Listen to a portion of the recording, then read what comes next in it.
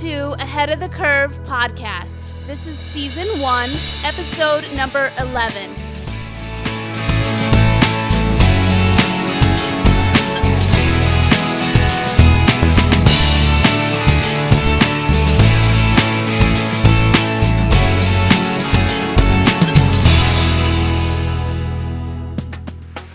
Well, good evening, ladies and gentlemen. We are so excited that you have decided to join us tonight. Welcome to another episode of Ahead of the Curve podcast with Crystal and Coach 10, aka the guy that brings all the fun. Awesome, guys. This is season 1, episode number 11. So welcome out. We are totally excited. We have a phenomenal guest speaker this evening that we are just so overjoyed to have on tonight. This gentleman, he is a resilient leadership specialist. He's a keynote speaker. He's a coach. He's an author. He's even certified by the Les Brown Institute and the Center for Executive Coaching. This gentleman has been known for having his presentations. He's been known as electrifying, riveting, inspirational, and thought-provoking. You guys are definitely in for a treat tonight. Mr. Terrence Manoy, we're going to get into his background here in just a second, but I wanted to bring you on, Mr. Manoy, and welcome you to Ahead of the Curve podcast. So thank you so much for being here tonight. Hey, first of all, let me say that I'm just honored to be invited onto you guys' podcast. I know you guys are touching a lot of people. Love you guys, great energy. I was able to catch a little bit of the podcast with Kelly Gwynn. So I learned a little bit about taxes and things like that. And I definitely need to get on top of that. So some of her tips and things like that were really good. So I definitely appreciate it. And again, I'm just honored to be here. Terrence, before we get started, what are you drinking today? Because I got my orange spice tea here. Well, check this out. Let me let you know right now. So Monday, I started this challenge with a trainer at my gym and a group of people to do no sugar for 14 days. Ooh, wow. Day 3. Obviously, I was already drinking a lot of water, and I'm okay with water, but when that's all you have in, is water and no sugar. So I got some vitamin water. So it's a little flavor. So, good stuff, no man. sugar. Good stuff. So I'm not cheating, but got a little flavor here. So I couldn't do the coffee, and normally I would normally have a tall sweet cream cold brew from Starbucks. Oh, okay. For the next couple of weeks here, I can't do that. So. Very good. Well, I like the matcha green tea. All right, Nice. so we're going to go ahead and get started for our viewers. Definitely would love to introduce Mr. Terrence. Yeah, so I kind of went over a little bit about Mr. Manoy, but we definitely want to just kind of get in depth with his background here. So if you'll just bear with me for 1 second. We're having a freeze hold on the YouTube channel right now, so give us a minute. There we go. All right, Awesome. There we go. Boom. You gotta love when internet is lagging. Nice. I like it. I'm Awesome. gonna take a picture of that. Yeah, so Mr. Manoy looking sharp there. Got your suit jacket on. I see you there. Man, who's your tailor? What? Awesome. So today's service topic, guys, number 1, managing your way back from crisis, and number 2, rebounding to get back to being ahead of the curve. I know we've talked about this in some of our past podcasts, but we really want to hone in, and we thought that Mr. Terrence Manoy would be perfect for this podcast because of his background. So none other than Mr. Terrence Manoy. And Mr. Manoy, I know that we've known each other for quite a while, but I do know that you all of this didn't just come overnight. I know you've had, I believe, 25 years of corporate sales experience. I know you've been nationally recognized for sales excellence by Pepsi Cola, GlaxoSmithKline Pharmaceuticals, and a company called Legal Shield. So we want to make sure that those got recognized. And also, because of your leadership, I know that you have a thriving international sales organization of over, I think, 7,000 agents in your organization that range all the way from throughout the U.S. I know that company's in Canada and the U.K. now. So hey, we've got people awesome. tuning in from South Africa, you know, the U.K., everywhere. I'm sure they're going to be typing in, "Hey, are you hiring?" Yeah. Exactly. Hey, I'll keep that in mind. It's like that DM and that resume in the DM, right? That's right. Awesome. So Mr. Manoy has earned his undergraduate in business management and master's in organizational management. He's a member of the Les Brown Maximum Achievement Team and National Speakers Association. He's authored the book, Indifferent Strokes, Embracing Life's Adversities. And we're going to actually dig into that a little bit deeper here in a little while, but we are just so blessed you're here. So thank you so much. Oh, hold on. You skipping out now. Oh. You know, hey. He's also a certified executive coach and, collegiate basketball player and a collegiate basketball official and nationally recognized sales leader. So without further ado, Mr. Terrence. All right. Awesome. Welcome. Thank you so much. I appreciate that. I'm known as the Renaissance man, and I'll get into that a little bit. All right, awesome. Well, let's go ahead and let's just dig right into our presentation this evening. We wanted to make sure that people understand some of the clients and features that you currently have that you're working with. These are some big clients, big features that you're working with, and we're just glad that you're here with our Ahead of the Curve podcast. So thank you. ESPN Radio, huh? Yeah. Get any autographs? Yeah. Well, I definitely have a story that you guys are very familiar with, and that me having a sports background, the local ESPN station definitely wanted to share that story as well. So very cool, awesome. So Terrence, we wanted to go straight into your background. So who is Terrence? You know, Terrence is I kind of mentioned it a little bit. My mentor, Mr. Burt Calhoun in Legal Shield, calls me a Renaissance man, and I think this photo you have up here kind of shows it. I've been able to have, and I say Renaissance because I've been able to do multiple things and have success in each one, and they're all kind of intertwined. I all have something to do with one another. But I grew up in Bakersfield, California, back in the mid '80s when drugs were running rapid through our neighborhood and gangbangers and things like that. But luckily, I was an athlete, and you guys know, as an athlete, a lot of times when you grow up in these neighborhoods, the gang members will sometimes protect you from getting involved in the nonsense because they see something in you. And so I had a number of mentors growing up in that neighborhood, and I went on to just do some great things through high school, and I realized that I was pretty good at being a leader, being a spokesperson type of guy.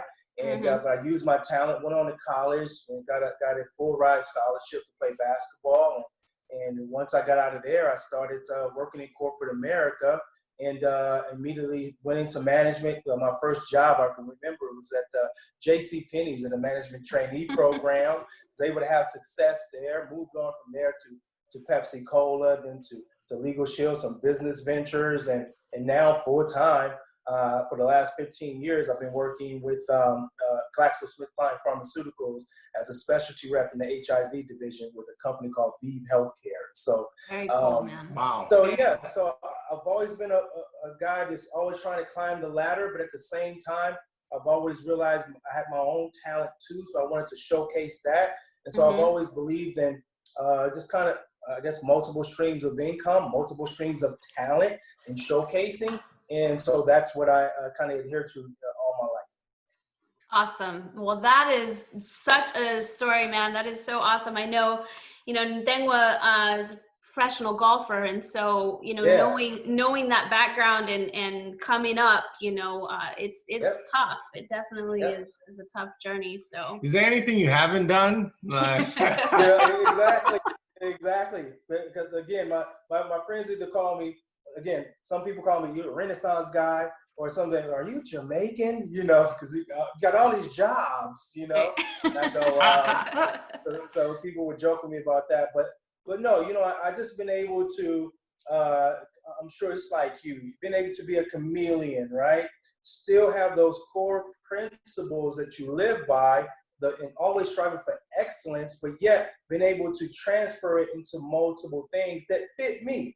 I played college basketball, so it fit to be a referee.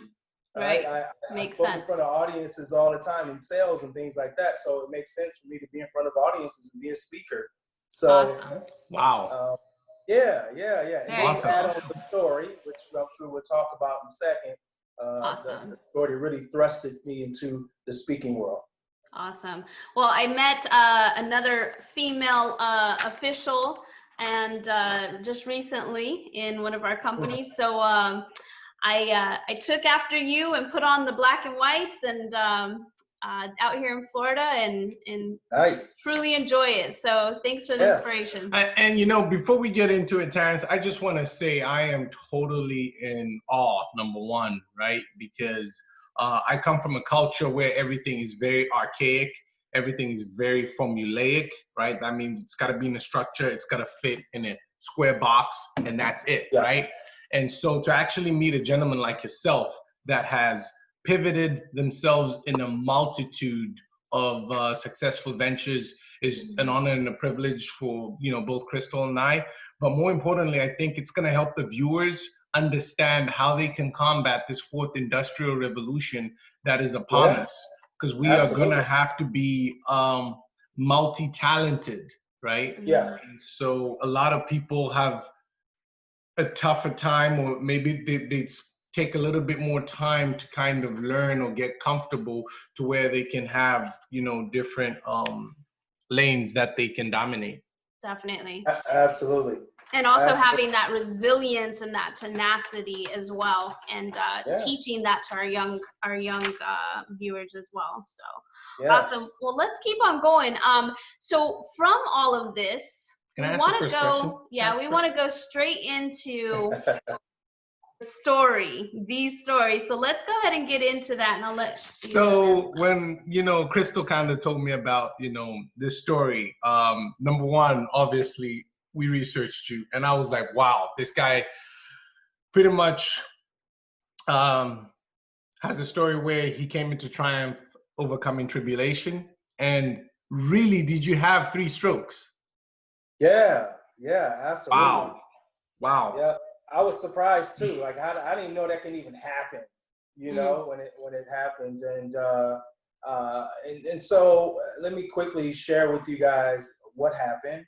Please do, And so it was a beautiful sunny day here in Southern California where I am right now. Met with a friend of mine after work, say, hey, let's go have some dinner. Decided to go to the mall first, walking in the mall, having a conversation. Matter of fact, I had just finished working out.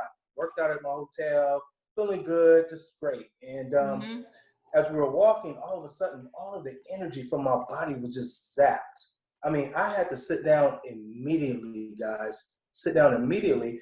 And so luckily it was a chair nearby. Once I came to, I realized that I had a little eye issue. I didn't think much of it. I just thought maybe it was just some kind of episode, and I had a little headache. I was able to go throughout the evening, but here's the deal. I really realized something was wrong when I was walking in front of a store. It was Bloomingdale's, and I couldn't read the whole sign. I had to scroll all the way across, and I just thought that was weird. And then we went into a store, and a friend of mine was talking. We were about 20 feet apart, and I heard her ask me a question. We were talking back and forth. Then I hear another voice, and it was the salesperson answering a question for us. And but I was like, where is she? Because I didn't see her. Well, I didn't realize that she was right next to my friend, but she was in a blind spot.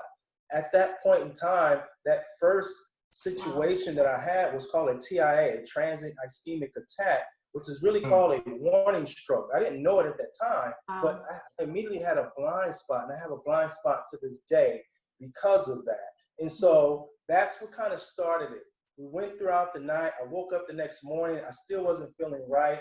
and I decided to drive an hour to my hometown, and I actually made an appointment with an eye doctor. And I went to see that eye doctor immediately, and he did an examination. He said, Terrence, everything looks fine.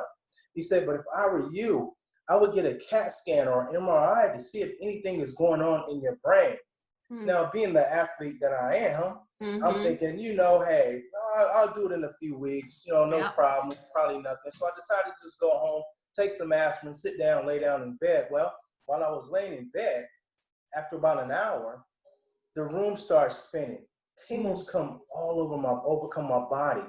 I realized that I can't control the left side of my body. My left arm was just kind of waving like a flag. I tried to stand up, like brace myself up against a wall, and I found myself on the floor.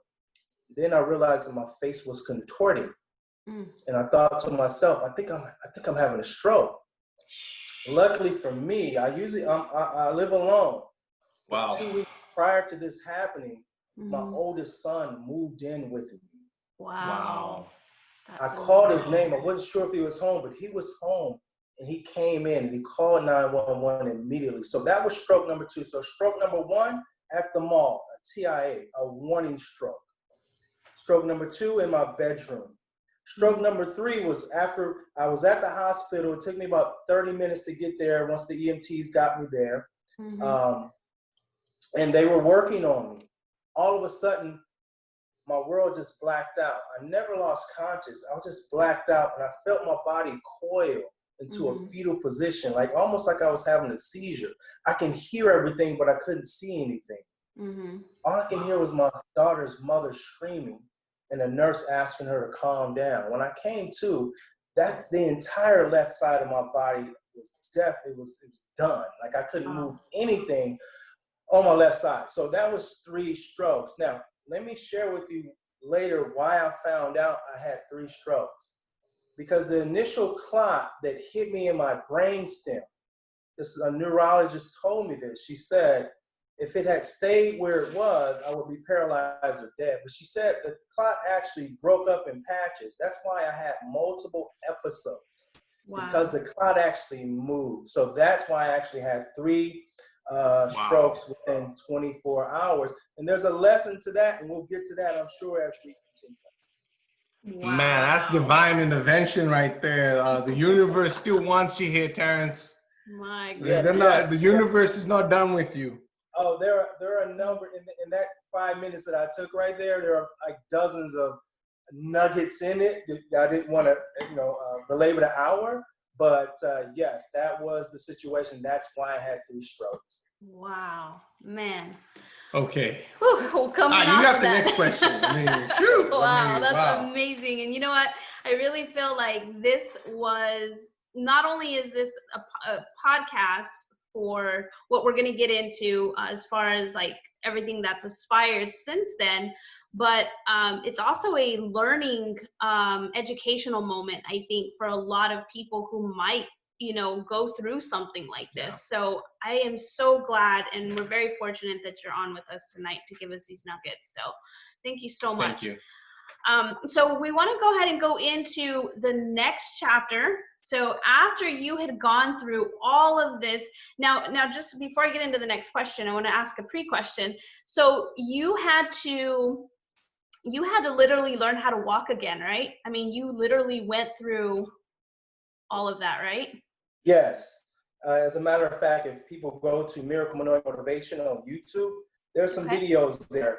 And because I'm a believer, and I envisioned myself winning despite my circumstances, I had the mindset of saying, hey, take pictures, take video, because I'm going to use this later on as my testimony to share with others, that they can come back from difficult circumstances. So if you go there or go to my website, there are videos there that actually shows me learning how to walk, the whole nine.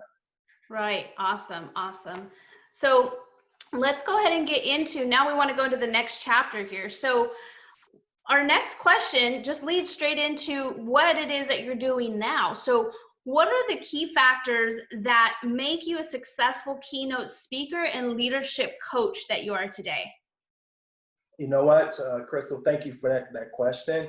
And it's something that I'm always ready to answer because it's really an authentic answer.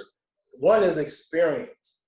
I've experienced so much as far as corporate America, being a business owner, being an athlete, so many different things. You know, I was a teenage father. I had my first son when I was at 17, my second one at 20 years old. I was, so I was junior in high school and a freshman in college. You know, how do you come back from something like that, especially from my neighborhood that I came from as well? And so I think my story is just so authentic. Everything that I talk about on stage in front of audiences or on a podcast like this is real. I come from an authentic place. Yes, do I create content? I sit and create? Absolutely, I can. But 90% of my stuff is really stuff that I live. And I think a lot of speakers are the same way as well. I believe my story is relatable. I connect very well with people. People can relate to, if I start out sharing my story and I talk about a stroke, I hear it all the time. People come up to me after I speak and go, either I had a stroke or my husband or something like that. People get it. And people get it when I say everybody has strokes. And what I mean by that is that they may not have a physical stroke, but because a physical stroke is a brain attack, but we have strokes in other parts of our lives, right? We have relationship strokes. We have financial strokes. Yep. You know, I can go on and on and on, all these different areas we have these strokes. I bring a different type of energy, an authentic energy, very passionate. I do my best to not get preachy because I did grow up in a Baptist environment, but my energy is always pretty high. And, you know, I'm able to keep people's attention that way. And again, the story of resilience, in which I consider that story or resilience being my superpower. My superpower is resilience, and not just because of what I came through when it came to the strokes, but other things in my life. Again, being a teenage father, you know, dealing with different setbacks and relationships and jobs and circumstances and things like that. I've always come out kind of shining. And so that's what I strive to do in everything that I do. And I think that's what people relate to when they hire me. And that's what I try to make sure I bring every time I do so. So Terrence, as I'm hearing you talk, one thing that's kind of resonating with me is the fact that, you know, a lot of kids, whether they're Generation Z or millennials, have this thing where they kind of live life and, hey, I just want to be positive, but life sometimes throws you curveballs, right? And it's easy to just say, hey, we're going to be positive when there's sunshine and rainbows, okay? Yes. What happens during the storm? Yeah. You know, what happens during a drought? Hey, what happens during COVID? You know, that's a question for later on. But I just love the fact that, you know, life throws you different strokes. And, you know, it's just amazing to me to see you come back healthy and powerful. I think, you know, that's just huge. Thank you. You know, I always say from stage, you know, it's easy for us to rah-rah when things are great. The money's coming in, the job is good, the family is healthy, things like that. We give praise to our Father, right? Because when things are great, the key thing is, though, what do we do when we're on our back, right? Exactly. When we get slapped in the face by life. That's the key. That's the key. How much are you praising then? How much are you leaning on all the books, the quotes, the motivational speakers, all those things that have been poured into you? Are you using those now? That's the key thing. Are you using it? Are you going to leverage this situation, which is, you know, my branding statements? I empower people to leverage change, challenge, disruption, and that's what it's all about. That is awesome. That is awesome. So we're going to shift in here and kind of focus on the keynote speaking and the coaching. And first up, let's dive into Terrence, the keynote speaker, right? So, you know, what does that entail, and who is Terrence as a keynote speaker? You know, as a keynote speaker, I would say that my story is, first of all, it's going to inspire you. And so instead of just walking in and me giving you strategies on how to do this and how to do that, it's more so speaking to you authentically from the heart with the story that I think is going to connect with the audience's heart. When I come in, my mindset is I'm going to connect with somebody. Obviously, everybody's not going to connect with you. We know that as speakers, and that's perfectly fine. But I want my message to impact you as a person first. Everything starts with you. Right. Okay. And then it's about, okay, how can we leverage any type of challenge, any type of situation where you need to learn, whether it's in a corporate environment, whether it's in business, whether it's in athletics, it doesn't matter. I'm going to give you strategies to help you take it to the next level based on my own authentic story. How do you come back? Right? Cool. How do you come back from these? So again, there are other speakers who can share these same types of tips, but a number of them haven't necessarily lived it the way I've lived it. Exactly. And that is having a near-death experience and, so forth and so on. So that is awesome. Well, I it just brings the quote or the vision to me that with our foundation, we're not only there to teach, educate, but we're there to inspire and empower and leave those people empowered. And so, I mean, that just so is in line with that. So awesome. Yeah. So I like that you said empower too, because that's the key word there. So thank you. So let's just, if you could elaborate now a little bit more on the leadership coaching side of what you do. You know what? Even before I got into the coaching side of the business, my friends would ask me to coach them anyway. And you guys probably have people that would come to you with different, they need some advice. They want to know how you did this or how you did that, or, hey, they need some words of inspiration. And it's something that I've been doing all of my life, is doing that. And so people would reach out to me to, quote unquote, coach them. And I did that. I had no idea, that eventually I would become a leadership coach. But I decided to get involved in that because I realized that a number of the clients that I speak to, they have a board of directors, they have a sales team, and so forth and so on.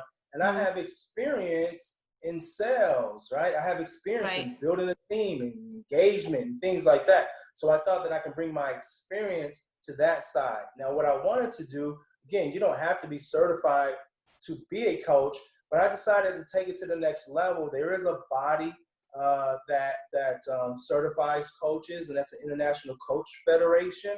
And so I'm working on that accreditation through them. I've already been certified by the Center for Executive Coaches. So I just wanted to kind of separate myself a little bit. It's not saying that makes me any better than anybody else, but it does show you that not only did I come with an authentic story and great experience, but I put in the work to learn the craft of really coaching somebody and taking them to the next level in their life.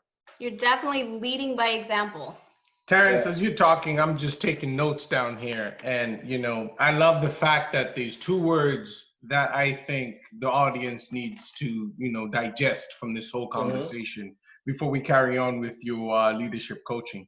Is number one is be authentic, right? I see a lot of people that, lack in that department because it's very easy to go, hey, I just want to follow, kind of like that proven archaic system, right? And being authentic means, right, you don't become a Nikola Tesla, you don't become an Albert Einstein, you don't become a Steve Jobs, you don't become, the best version of you, whether you're Kobe Bryant and you're just trying to maximize your potential. And so I just wanted to kind of touch upon that because that resonated with me a lot, is be authentic. But then, and that feeds into the next one, is the experience, right? Mastery is in the experience. That's where the value of you mastering your craft is. And a lot of people nowadays, it's easy with the internet to just go, hey, I can do this, I can do that. But then what's your story behind that, So real quick, before we move on, and keeping with time, so what are the 7 orientations of leadership coaching? Did you want to touch upon, what's on the screen or which ones, Yeah, thank you. You know, and that's something that that I learned as soon as I joined the Center for Executive Coaching, because they really go into what is executive coaching, what is coaching, you know, a person. And I like these 7 orientations in that because they really embody what a coach should be. And a couple that really stand out to me is obviously relationships. Right, that you are, you know, you want to build a relationship with your clients, and that's what I do. Do I keep it professional? Absolutely, yes. But I care about what my clients are going through, what they're going to be going through, what it's going to take to get to the next level. Another that stands out for me as well is being on equal footing. See, a lot of times we think people think as coaches, because they don't make as much money as the other person, that they can't coach them. When absolutely, you know, you can, right? And you and I, we're athletes, right? I mean, come on, our coach can't put in no basket. He can't play no ball no more, right? You know what I mean? Yeah, He can't dunk.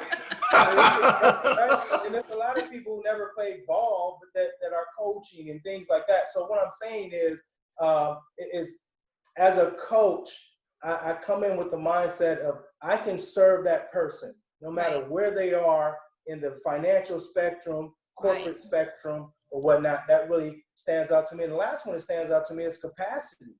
Is really just letting people realize that, you know, that they can get to that next level, and it's inspiring them to get to that next level. To first of all realize what that next level looks like, what type of work it's going to take to get there, and how can I coach you to help you get to that next level, because you do have more inside of you. That is so awesome. And you know, like, I haven't taken this leadership coaching yet, but I know as a coach for 17 years, coaching, you know, high school girls, these 7 things are like on point, you know, so you make sure those girls have the relationship not only with me, but with each other. And I mean, this is awesome. Hey, Usain Bolt's coach can't run the 100 in less than 10 seconds, right? Right. That's a good analogy there. Awesome. All right, so we're pressing on. All right.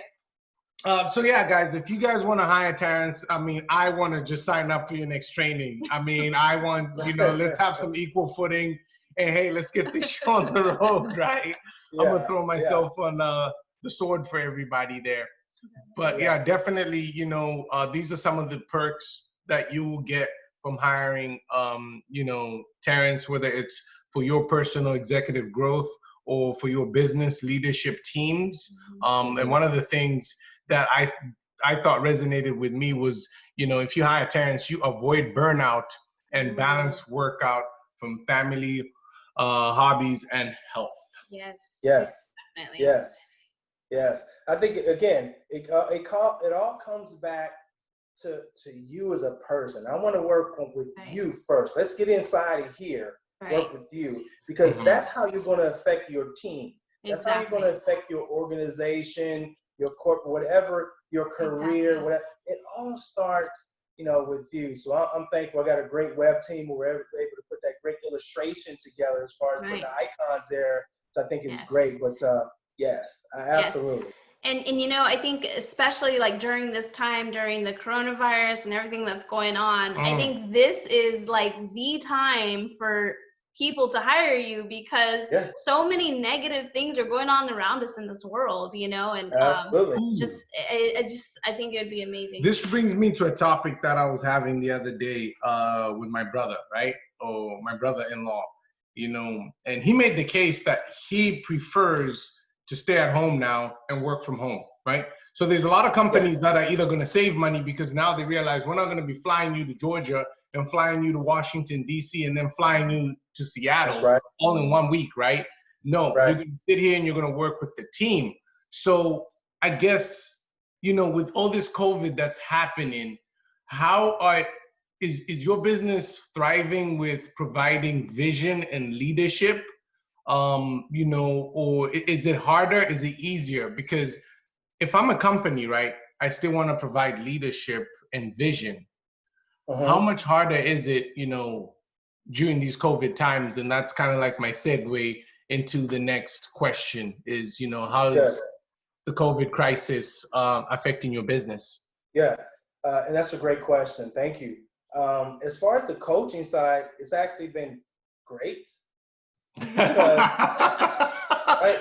Because more people, first of all, people are sitting still, and then, you know, again, they're realizing that, hey, I wasn't ready for this. Right. Retrospect. How can I get through this here? So really the coaching side has improved. I would say it's even improved for me because I'm still on weekly live webinars, learning, you know, to get my credit, my hours to get accredited and things like that. I've even found that I'm even more in tune, right? I'm just paying a little more attention because maybe I'm not as busy as I normally am. Obviously, for the speaking, there's a lot going virtual when it comes to that. I haven't really got into the virtual just yet, but my live speaking engagements obviously are done for right now. But and at the same time too, don't get me wrong, I do the speaking and coaching on a part-time basis. So it may be different for speakers out there who are full-time, or may be a little more busier right now. But I do get approached now to do more so workshops. So more smaller webinars. Webinars, people will bring me in live. You know, I may have a mask, we may have a mask on, but it's only 6 or 7 of us in the room. We're spread out. And those type of things, because people do want to pour into their team even through COVID. But I share this with you right now, and I built it a little bit into my website. I'm going to do it more later.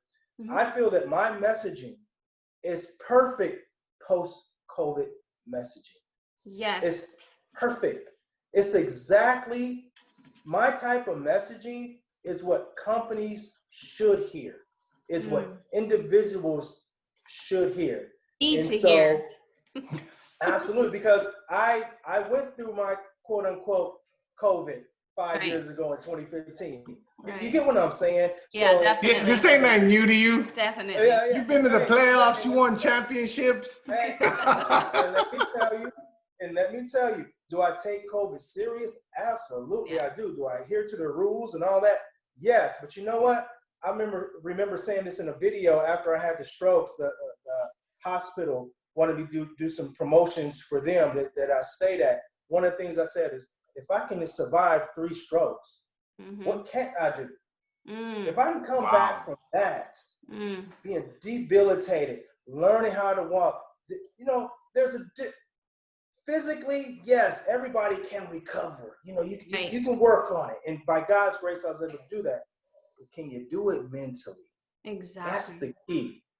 What are you doing with COVID mentally? Mentally. Wow. That's the key. And you know, this really, it's putting everything in perspective, but you know, using your story. So, you know, this gentleman's had 3 strokes. If he can do it, we should be able to do it, you know?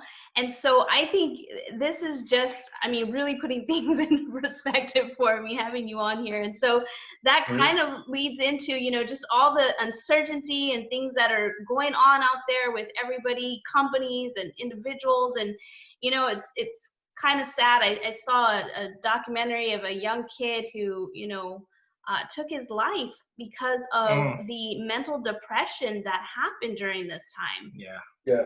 And not to bring things down on here, but I really enjoyed reading your blog and the different ways that you have people going from uncertainty to the certainty in your blog. And so we wanted to post these on here because just like you just said, everything, you know, mental fitness, mental certainty, you know, your financial. And so can you just like, I mean, what are some of the things, I guess the 5 ways to create certainty in uncertain times?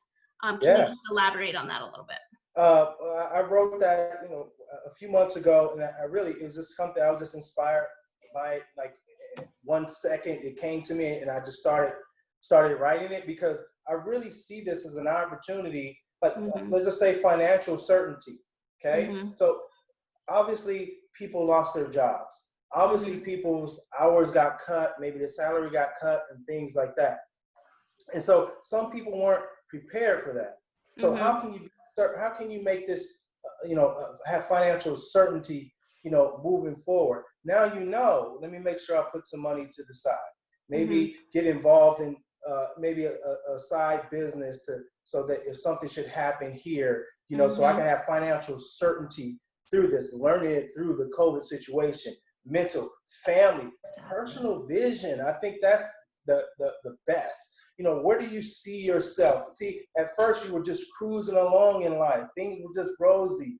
You maybe didn't have a vision of what you wanted to be, what you wanted to become. Well, now because of COVID, now you see why you should have a vision. But more importantly, guys, you have the time to develop your vision of what you want to be. Should something like this or something similar should happen in the future, you already have a vision of how you're going to handle the situation. Where did vision come to for me? As I laid in the hospital bed, I can remember having my son bring to the hospital pictures of me and putting them up in the hospital. Nice. Wow. He gave you a vision board. I wanted to see myself. I mean, there's a vision board behind me. Awesome. You know, What? Do you guys see that? I can't tell with the. Yeah, I can see it. I can see it. Okay, there's a vision board right there, Kobe and Obama at the bottom there. But like I said, it's having that vision of what I wanted to be, what I want to accomplish, and that helped me recover because I kept visualizing myself. So I think COVID has given us time to look at each of these areas. Our fitness, right? A lot of people weren't working out before. Guess what? Now you got time. Exactly. Now everybody on the treadmill eating salad, right? And quinoa. Exactly. So that's where that block came from. I think it helped a lot of people reached out to me, and I'll be honest, and thank you for bringing that up, Crystal, because I need to write more on the blog. I'm writing a new book right now, but I probably should be blogging more. Okay. Well, awesome. Well, we definitely look forward to. Maybe we'll have you on again when you have the new book. Sure. Oh, you'll like the it. family certainty for me has been huge because for me, I've seen even personally for me, right? I'm away from my family, you know, from back home. Now Crystal's my family. But it's crazy how things are coming together because even on her side of her family, everyone's kind of uniting, right? Cousins, aunties, uncles are now talking. And even with my family, I am talking more with cousins, aunties, uncles, and people I didn't even have a relationship with.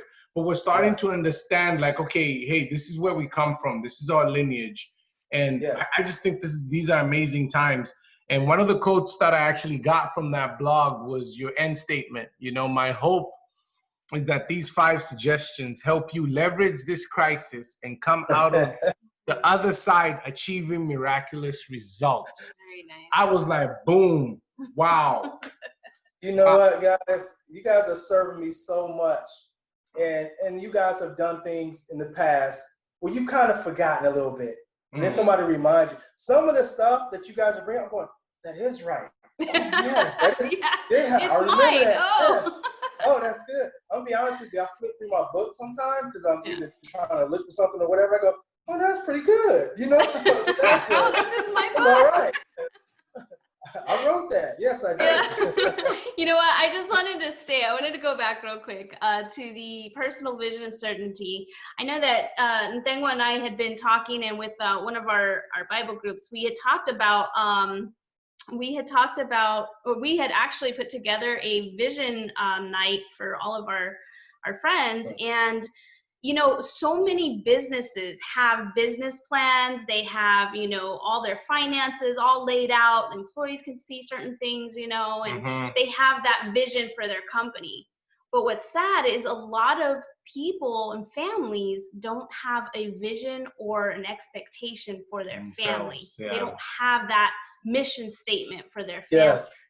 And so this was huge, and this is what the personal vision certainty really resonated with me. So and it's things that we grew up, and you probably can attest to this. We used to think it was corny to do those types of things. Uh-huh. Right? I think it was corny. What a vision board. What? Affirmations. No way. Yeah, it Right? was. What? Exactly. You weak, and you're like, oh no, I don't need no vision board, Exactly. But now you starting to realize, like, yo, you're planting the seed of what's gonna Yes. manifest. Exactly. And Yes. so, Absolutely.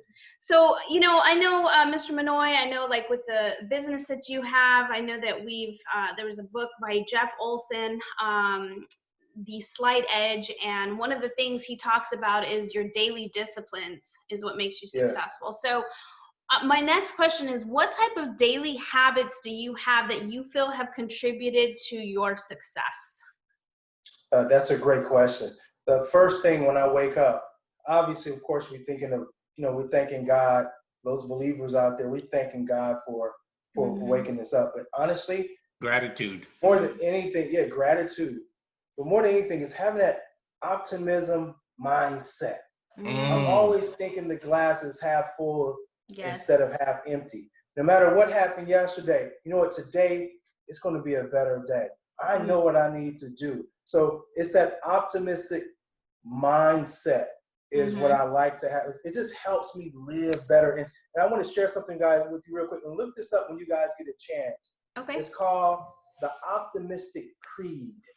The Optimistic Creed. I forgot the author's name, but it's something I just found a couple days ago. But pull that up. I promise you're going to love it. I have it pulled up here. I'm not going to read it, but having an optimistic mindset. What are you going to do today, Terrence? What's going to make you feel successful? What's going to make you feel productive? So a lot of times I'll write down. I have a list every day. I'll write down what things I'm going to do today. It's July 16th. What am I going to do today, Terrence? July 14th. I mean, you know what I'm saying? So I don't want to waste my time. Yes, do I want to rest sometime and chill out? Absolutely. We should all do that. But we should also be wanting to be productive.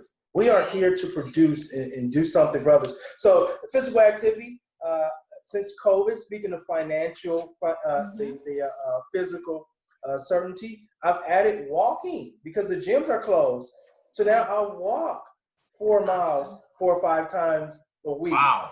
That's great. awesome. I know how to, I know it's going to take me an hour and I'm all set there. So some type of physical activity. And again, what can I move forward? How can I move the needle in my life? And who can I serve today?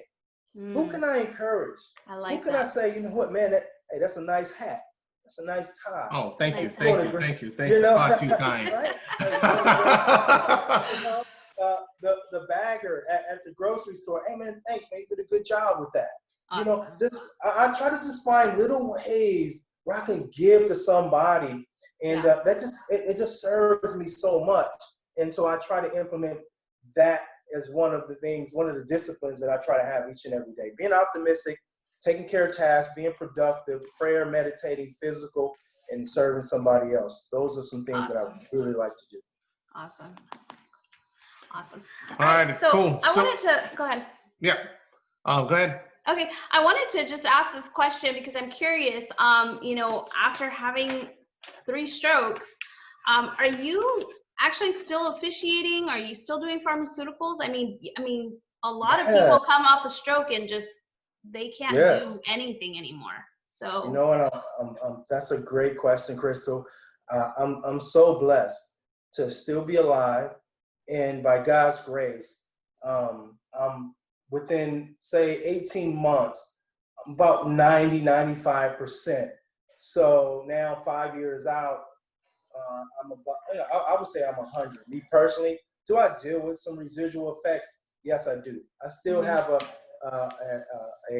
blind spot in my right eye. I still have some left side weakness. I still have balance issues every now and then, but you wouldn't be able to tell unless you're just staring at me and things like that. So yes, I was able to go back to work after about a year. So I went back into pharmaceuticals, more so because I wanted to prove that I can do it. Right.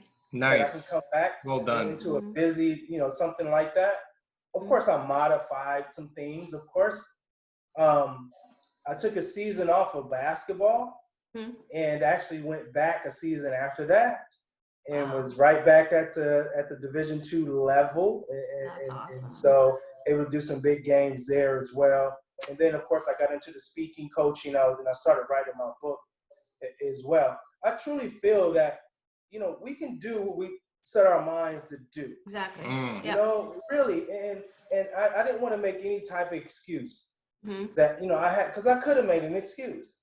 I mean, I had a stroke. I'm not going to do this or that. I'm not going to try to achieve. But I believe that God left me on this earth to pursue the excellence, the greatness that he's put into me. See, I didn't wake up one day and go, hey, I want to be a speaker. No, that urge was put inside of me.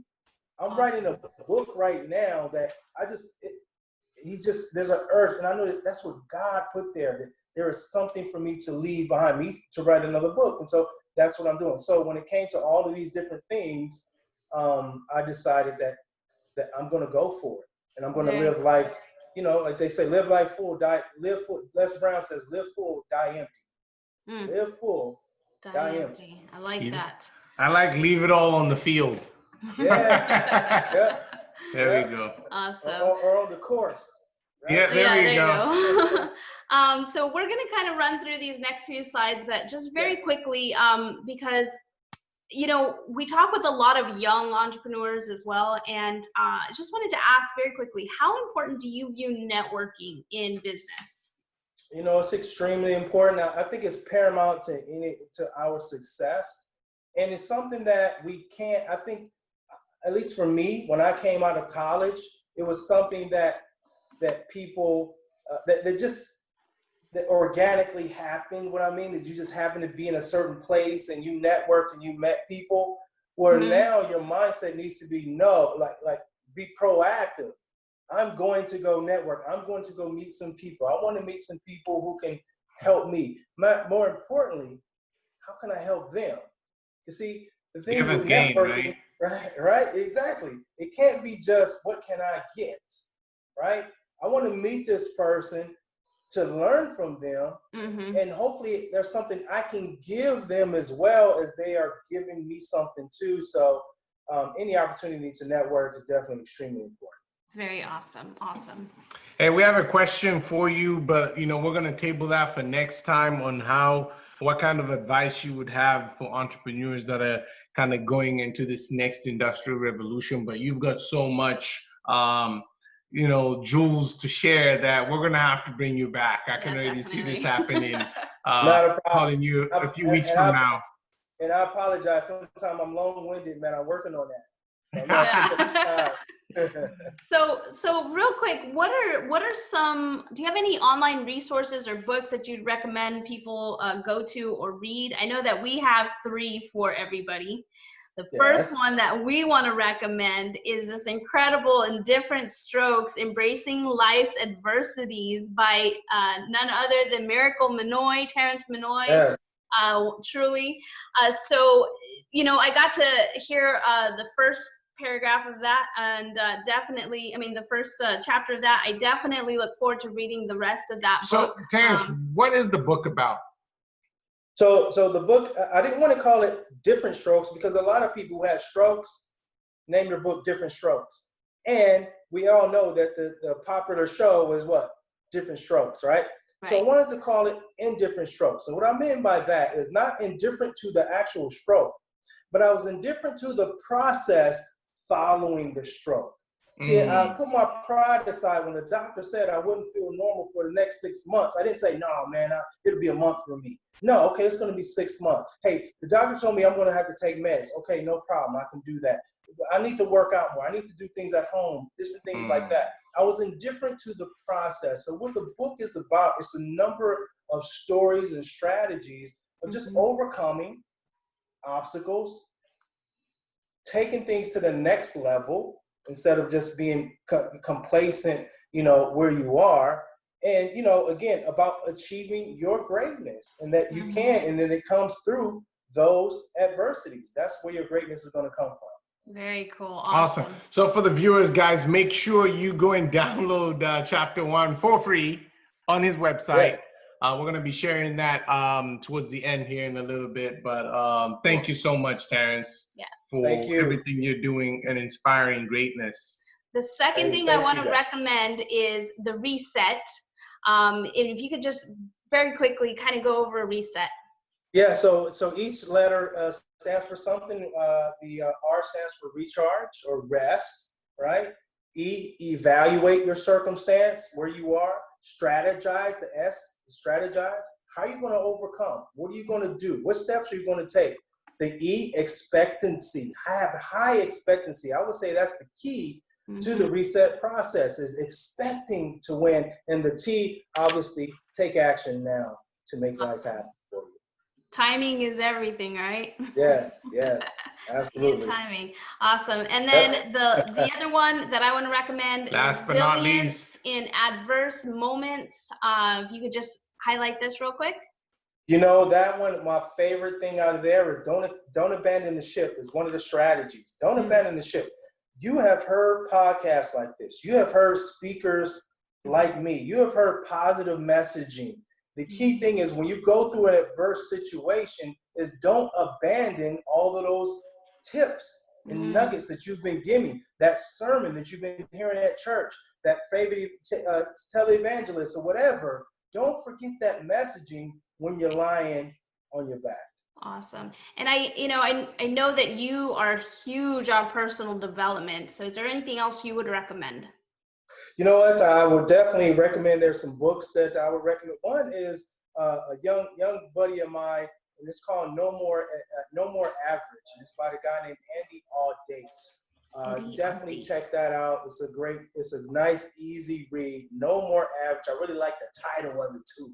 No More Average. I love that. And then the next one I just really got into is called I just had it. Jeez. Help me out.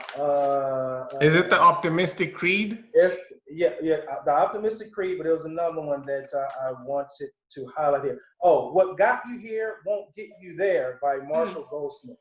I just got into that book, and it just speaks so much to me, because really, what got you here to where you are today will not get you to the next level. Nice. So, great read. Very nice. Awesome. So, how does our audience, I know that we've got some viewers that are eager to get a hold of you or would like to, if there's anybody that wants to hire you, we know that after this podcast, you'll probably be getting some phone calls. We've got some big businesses that we work with that, we'll definitely love to introduce you to maybe at a later time. But how does our audience get a hold of Mr. Terrence Minoy, Miracle Minoy? Hey, thank you. And I hope people do take the time to reach out to me, even if it's just to ask a question or have a conversation. But again, TerrenceMinoy.com is my website. My email address, Terrence@TerrenceMinoy.com or TerrenceMinoy@gmail.com. Or people can just simply pick up the phone and give me a call. No, you're not going to get my assistant or anything like that. You're going to get me. There we go. That was early in my career. I've only been doing this a couple of years as far as speaking, and I just felt like I just wanted to have more of a personal touch right now. So it doesn't matter where anybody calls me from, they're going to get me on the phone. What's funny is people have called me from different places. They were surprised that it was actually me. I'm like, yes, it's me. It's me. Answering the phone. So yeah, please feel free to give me a call. Then on all of the social media platforms, Miracle Minoy Motivation on all social media platforms. Awesome. Well, I just want to highlight this. So we were actually going to ask you to actually say this to us, because I know you've got it highlighted and you've got the commas in there. So we wanted to get the raw, authentic you saying your favorite quote that's on your website for the viewers out there. Yes, and I love this quote, and not saying it because I said it, but I just think it just really speaks to my story. Resilient leadership is overcoming the unexpected, then using it to outperform the expected. Really? Awesome. I love that. Yes.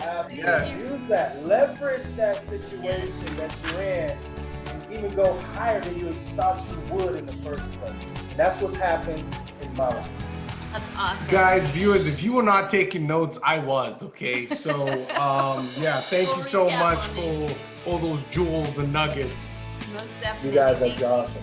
So much. Well, thank you for being on, Terrence. That is going to conclude our PowerPoint presentation. invitation. So we want to thank you for being on with us tonight. We're going to go ahead and close out with some of our thank yous to our sponsors. First of all, a special thank you to ID Shield Independent Associates, helping protect your most valuable asset, your good name. To Makosa Shops, make sure you get your face mask, helping to protect yourself. And then Makosa Golf, helping you with all your golf needs, from instruction to charity events and everything in between. Guys, this is another episode of yours truly, Ahead of the Curve podcast. Join us every Thursday at 7 p.m. live on YouTube and Facebook. We appreciate you guys. We thank you. And again, anything else? Hey, post-COVID messaging, okay? We need to be resilient, and when we overcome this, we need to have that personal vision, certainty for ourselves. Exactly. Awesome. Thank you so much, Mr. Manoy. You have a great evening, everybody, and we'll talk to you next week. Thank you. Thanks, Terrence. Bye-bye. Salut. Yes, sir. Thank you, guys. Appreciate it. I really do.